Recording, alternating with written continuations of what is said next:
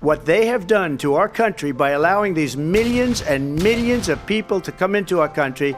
In Springfield, they're eating the dogs, the people that came in. They're eating the cats. They're eating the pets of the people that live there.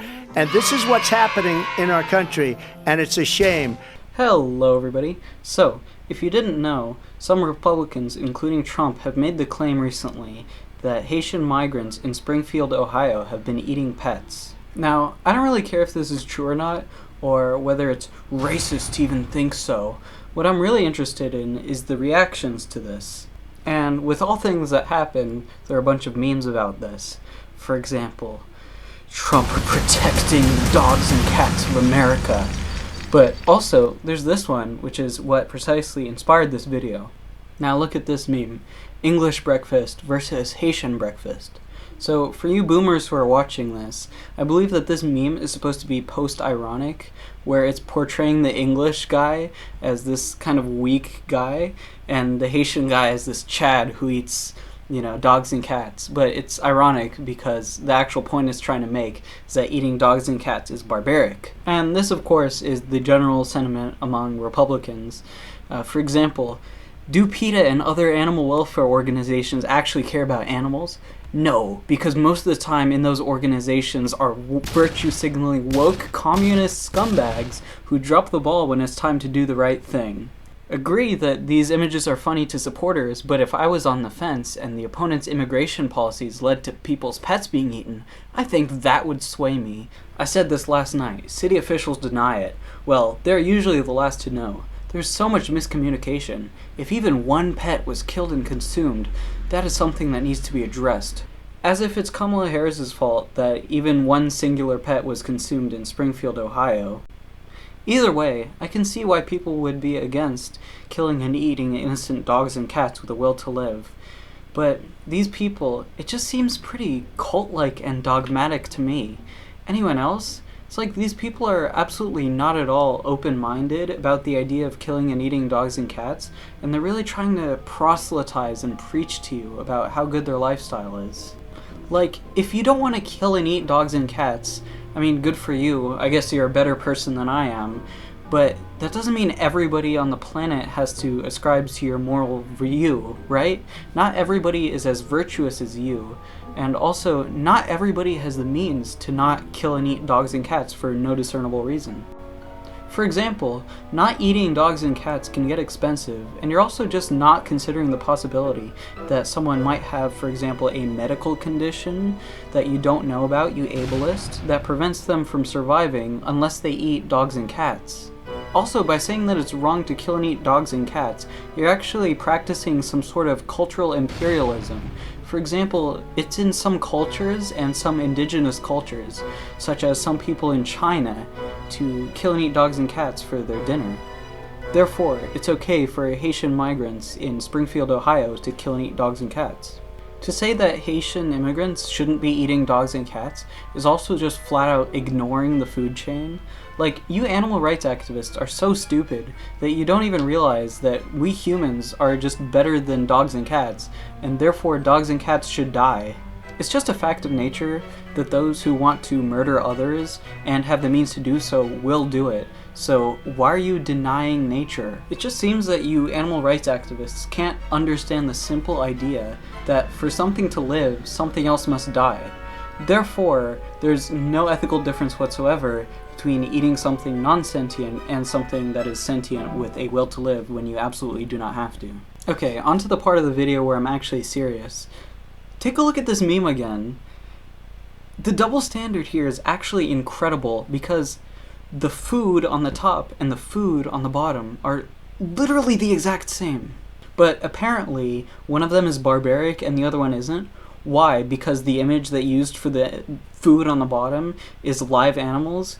Do you think that Haitians who are eating dogs and cats eat them while they're alive? What difference would that make anyway? It's not like animals who are being murdered in a slaughterhouse have a better death than that. So, if you didn't know, there's an argument that vegans, including me, love to make, and that argument is name the trait. So, name the trait goes like this. What is the trait present in non-human animals that, if present in humans, would make it okay to kill and eat them for food? when you don't have to.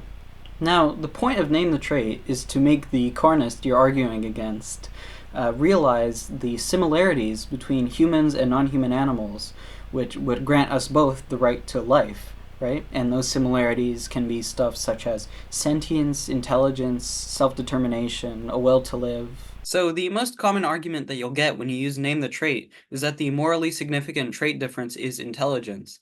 Basically, because non-human animals are not as smart as humans, it's okay to murder and abuse them to any extent for legitimately no reason whatsoever. Now, of course, the counter to this is to just use that same logic back to humans. For example, saying that it's okay to abuse and murder beings of lower intelligence would also justify the abuse and murder of vegetarians, would justify the abuse and murder of mentally disabled people, or even just people who are not as intelligent as some arbitrary standard, such as the standard human intelligence. And again, this is just flat out ignoring the traits that would logically grant moral value to beings, such as, for example, sentience and the will to live. If we're just taking intelligence into account again, and not sentience or the will to live, then robots, which are more intelligent than people, should live and humans should not. And also, this argument states that horrific animal abuse for no reason whatsoever, to any extent, is completely morally permissible. Now, the other most common argument that you'll get when you use Name the Trait is, oh, they're just not human, so it's okay to kill them. Now, obviously, this is completely nonsensical because it's just an arbitrary distinction, right? This kind of question-begging Name the Trait. It's like saying, for example, you ask somebody, like a racist, you ask somebody, well, why should black people be enslaved while white people should be able to go free? And they just say, oh, it's because they're black. 100% arbitrary. It's not a good argument. But the thing about these bad arguments is that even these trait distinctions are not actually different between farmed animals and dogs and cats, pets. Because pigs are more intelligent than both dogs and cats, and also neither of them are human. So if you want to name the trait with farmed animals and pets, you have to find another difference, which there isn't. There's absolutely no morally significant difference between dogs and cats and cows, chickens, and pigs, which would make it so that killing and eating and abusing one of these groups of animals for no reason is abhorrent and atrocious and needs to be addressed on a presidential debate stage, while the other one is just business as usual. Yeah, that's fine. Don't be a militant vegan. So when a vegan, or just someone who isn't brainwashed, looks at this image, what they see on the top is murdered corpses of animals which are about to be eaten, and what they see on the bottom is pre-murdered corpses of animals which are about to be eaten. Like, the only difference between the top photo and the bottom photo is when the pictures are taken. So when any meat eater tries to clutch their pearls about Haitians allegedly eating people's pets, oh my god, they're so barbaric, won't anybody think of the poor cats and dogs, the poor animals? They're being 100% entirely hypocritical. And this, of course, includes President Trump, because we all know how much he likes his McDonald's. So there isn't a moral difference between Haitian migrants supposedly eating pets and carnists caring about their day eating cows, chickens, and pigs. And if you disagree, I would love to hear the difference down in the comments below. Please try to make an argument as why it's okay to eat cows, chickens, and pigs, but it's not okay for Haitian migrants to allegedly eat cats and dogs. And good luck with that, because this is a common vegan argument. Why would you love one but kill the other? And I've literally never heard anybody even attempt to argue against this. What's more is that when they allegedly eat cats and dogs, they're not vegans, so this is presumably replacing another meat-based meal that they would have had. However, the pets of Springfield, Ohio residents are presumably free-range, humanely raised, right? And a non-zero amount of these pets are rescues. So if you're kidnapping pets from the street and taking them home and killing and eating them, you're not actually funding and supply and demand incentivizing a horrendously evil and cruel system of abuse and torture. It's not like you're buying these pets from Safos. And because of this, you're actually reducing the amount of animals that there are in the world, which is carbon negative. Now, I don't really care all that much about the environment, but you can't deny that in 2024, being environmentally conscious and carbon negative is an ethical virtue.